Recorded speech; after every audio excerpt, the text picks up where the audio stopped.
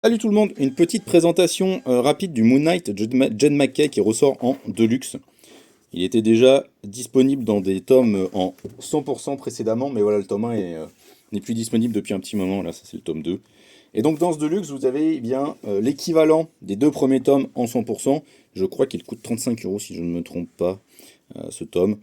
Sachant que les deux premiers tomes, ça devait faire dans les 38 euros. Donc vous avez quand même une économie substantielle de 3 euros. Ce qui est plutôt intéressant. Le run de Jed MacKay sur Moon Knight, c'est un peu le run définitif sur le personnage. C'est-à-dire qu'en fait, Jed MacKay, il utilise tout ce qui a pu exister, a pu arriver sur le personnage pour en faire un run à la fois parfait pour les débutants, parce que vous allez découvrir du coup toute la richesse de l'univers de Moon Knight, mais qui est aussi parfait pour les connaisseurs et les connaisseuses du personnage. Donc si vous avez vraiment l'habitude que vous avez suivi les débuts du personnage dans les intégrales de Doug Munch, vous pouvez parfaitement foncer sur le run de Jed MacKay, puisque ça marche très très bien de ce point de vue-là. Mais voilà, je le répète, c'est vraiment très très accessible, malgré ce qu'on pourrait croire à certains moments. Puisque, voilà, Moon Knight est dans une situation particulière au début de ce run. Moon Knight, pour rappel, c'est cet individu, un ancien soldat qui a été ressuscité par un dieu égyptien qui s'appelle Khonshu. Et voilà, il travaille maintenant pour le service de Khonshu. Il travaille la nuit, il mène des enquêtes, il aide des individus qui sont blessés, victimes d'injustice, tout ça, tout ça. Mais au début de ce run, Moon Knight a renié Khonshu. Donc Khonshu n'est plus... euh, disons que Khonshu ne fait plus obéir...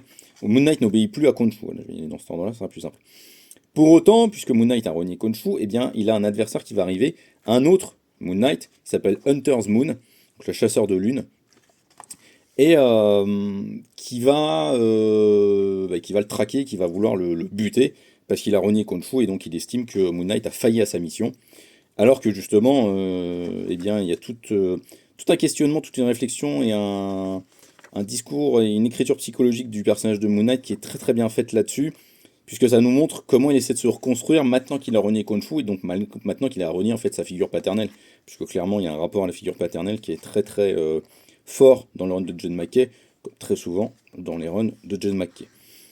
Et donc c'est très très bien foutu, c'est hyper bien rythmé, on a de l'action, on a du thriller, on a du fantastique, on a du psychologique. Le personnage est vraiment hyper bien écrit, c'est ciselé, c'est vraiment excellent. Vous vous laissez pas prendre au piège par les premiers numéros, j'ai souvent tendance à dire que Jed MacKay est un diesel, mais du temps à démarrer, par contre une fois qu'il démarre, il est vraiment parti.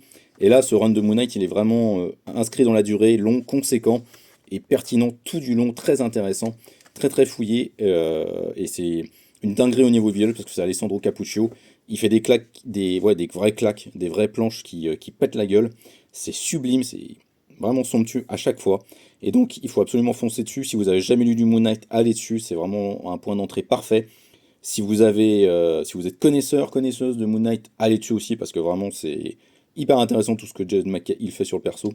Et puis voilà, c'est super bien dessiné. C'est un grand run qui est vraiment maintenant culte et inscrit dans la légende des meilleurs runs de Moon Knight. Ciao, ciao!